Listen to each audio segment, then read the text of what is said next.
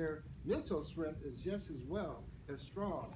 And so I think that we as a church really should step up our game in being able to just teach these individuals, more especially black young men who are incarcerated, and not to be involved in the rate of recidivism. Let me respond to that. I'm sitting here. You know what? I ran an organization called Every Church of Peace Church. I got a grant from the Kellogg Foundation. Let me tell you what I did about Proactive. I went around this country.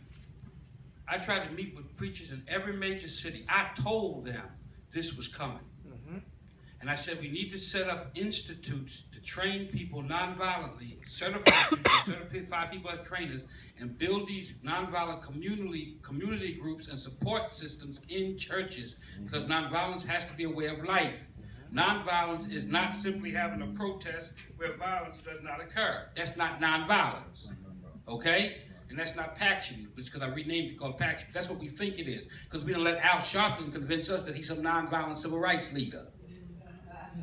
Because he shows up for a protest and nobody gets shot. That's not a nonviolent leader. And you want to know how many pastors I got to commit to a proactive program? None. They want to know how much money was in it for them. Right. Now I'm telling you, like a TIE is, my own friends didn't participate. I hear you, Doc. Because they see no reason until there's a crisis. Yep.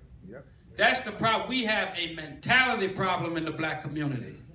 And then we sit around and we say things that sound good when they're comfortably said, rather than doing what is necessary when it's time to be done.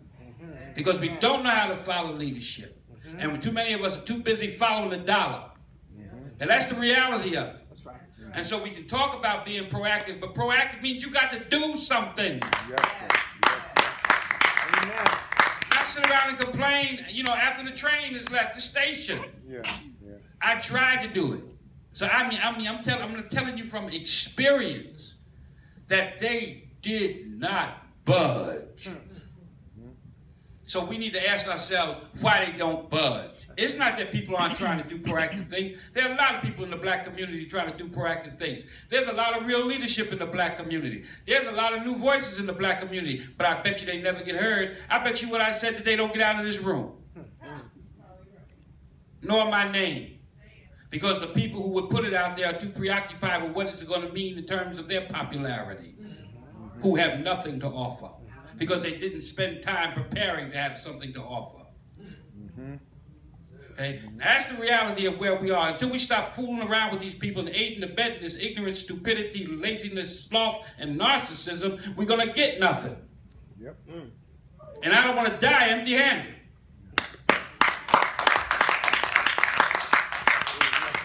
Thank you. Yes. Stuck in Other Stupidville. questions, comments?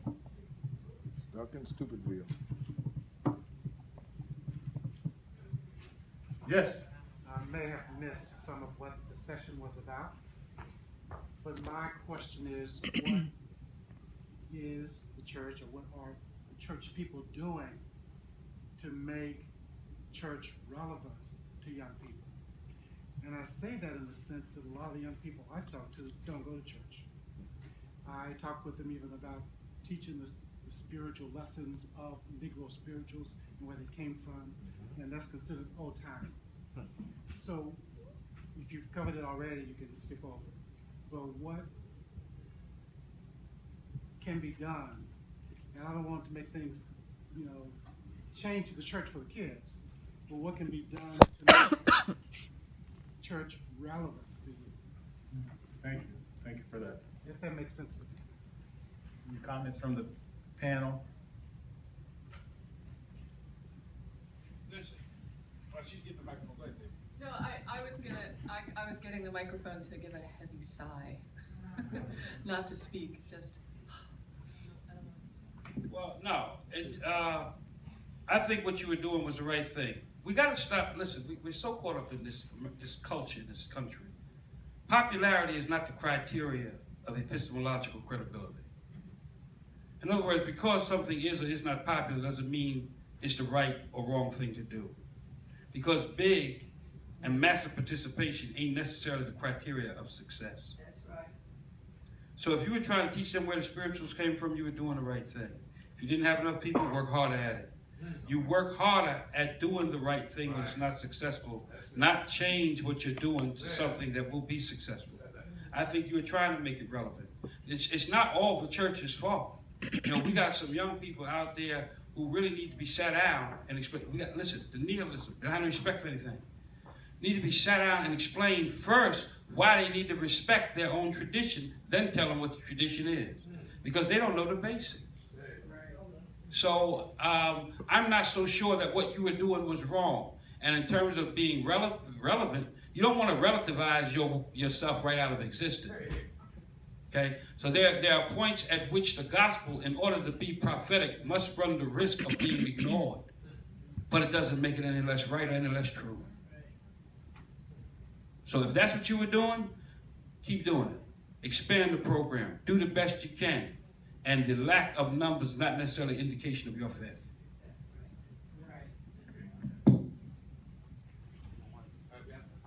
No, Yeah, I think we have a question for, one more question, and then a response, a wrap-up from the panel. Yes, sir. You know, I'm experiencing a lot of what we're speaking of here today with my kids. My kids go to school here in San Francisco as well as myself, I did. And the problem that I see is the half truth that's being taught in the school system, not just here in San Francisco, but across this nation. You know, when I went to school, California led the nation in the amount of money it spent halfway educating the kids. It was until I got out of school and started reading history books myself that I started finding out about people of my ethnicity on other continents. You know, and with all that going on and what I'm learning here in school in the United States, it was a huge conflict. And my kids are experiencing the exact same thing today in their schools, you know, where they're being taught one thing, but in actuality, it's only half of the truth. When you teach half of the truth, I was taught that you're teaching a complete lie. And that kind of rests in some of the churches. I'll never say all, because I haven't been to all of them. But I'm not the type of person to actually throw rocks or anything like that, because I've got to clean my house.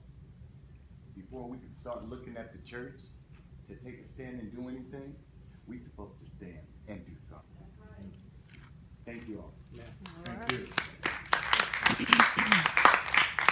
Well, we always leave a minute or two for the panel to, if they so wish, to wrap up any reflections or challenges to us and others. Feel free at this time. Dr. Andrea White. Dr. Andrea White graduated from Oberlin College, Oberlin University, BA, Yale, MA, a little school on the south side of Chicago, University of Chicago Divinity School, PhD, taught at Emory University, and she just started her new position at Union Theological Seminary in the great city of New York, Harlem, and she's an ordained American Baptist preacher. What can we say about, well, I'll let you go, then I'll give a proper I had good introduction. teachers. Professor Hopkins was my professor at the University of Chicago. I only know what I know because of him. I'll give this as my last word. I'd really like to have Dr. Johnson give the last word. One of the things I said in my address on Saturday is that before we celebrate King, before we embrace all that he stood for, I want to commission us to really look hard and deep at what exactly he was calling us to do. I spoke about the agony of hope, the vocation of agony. Those are his words, the vocation of agony. This is hard work. We tend to domesticate King when we think it is a message, as Dr. Johnson put it, why can't we just all get along? It's not a kumbaya King. And let's just look hard at the prophetic word before we decide to before we make the commitment to stand beside and along the legacy, to carry on the legacy. Thank you, and this is, I don't know if it's the Black Baptist Church or the African American culture, but we're doing the introductions at the end. Okay. The Reverend Dr. Matthew V. Johnson Sr. is a graduate of Morehouse College and earned his master's and PhD degrees in philosophical theology, also from the University of Chicago Divinity School.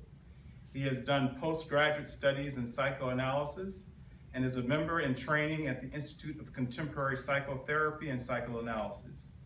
In the ministry for in ministry for 30 years plus, Dr. Johnson is the pastor of Church of the Good Shepherd Baptist located in Atlanta, Georgia. In the course of over 30-year ministerial and pastoral career, he served 3 ministries in Greensboro, North Carolina. He was pastor of United Institutional Baptist Church in Greensboro and was founder and pastor of Manassas Baptist Church. Dr. Johnson is currently teaching at the Interdenominational Theological Center in Atlanta and elsewhere. He is the author of 3 major theological works. They include 1, The Tragic Vision of African American Religion, which is an analysis of African American religious subjectivity and understanding of the religious experience and its theological implications. Also, The Passion of the Lord, African American Reflections, which is a book presenting the biblical, historical, and theological roots of African American views. And most recently, a 3rd book, Onesimus, Our Brother, examining the letter which contains so many of our unconscious assumptions about religion, race, and culture. He is also a novelist. As a novelist in the tone and tradition of Zora Neale Hurston, his first novel is called The Cicada's Song, and it adds a rich treasure of African American literature. Dr. Johnson lives, writes, teaches, and practices ministry in the greater Atlanta area with his wife and family. Dr. Johnson, please close us out. Yeah, I just want to correct you. I'm in Birmingham, Alabama now. Right, I knew you would correct me. Yeah, I just, and been there for the last 6 months or so. And finished with, for the time being, with my psychoanalytic studies. But I hope that those of you who were here today will leave with a deeper appreciation for the struggle that not only Dr. King was in himself, but that he was a part of historically, because it's an ongoing struggle, and it's a difficult one, and it's the circumstances are shape-shifting, and the struggle is never attractive, and the people to be liberated can't expect to liberate themselves, because if oppression didn't make you sick, hell, you wouldn't need no help in the first place. And that's why we have to help people who seem like they don't want it, don't understand it, don't appreciate it, or not trying to get it themselves. That's why they're sick. That's why they need healing. That's why they need help. So I just want to encourage you all to continue wherever you are, in whatever way you can, to do all that you can to continue to struggle. And don't use success as a criteria for righteousness. Thank you. Thank you. Thank you so much to our panel. We also want to invite you to return here in this very space at 4 o'clock, correct? No. Yes? 2:45 now. Oh, is it 2? What time is it? Now. Oh, it's right now. Okay. All right, well, let's take a 5-minute break. And we will have our global panel when we have special guests from South Africa. And we also have the leading spokesperson for Black Liberation Theology in the United Kingdom, literally here. And we also have the leading member of the 3rd generation of Black Liberation Theology in South Africa here, following Steve Biko, the 1st generation, Simon Mellon, and others, Tumeling, and now we will also introduce him. So we really are going to be blessed with a great treat. And please stay, because they have flown. They're actually trying to stay awake. They have flown a long distance just to be here with us. Okay, so 5 minutes and we will start on time.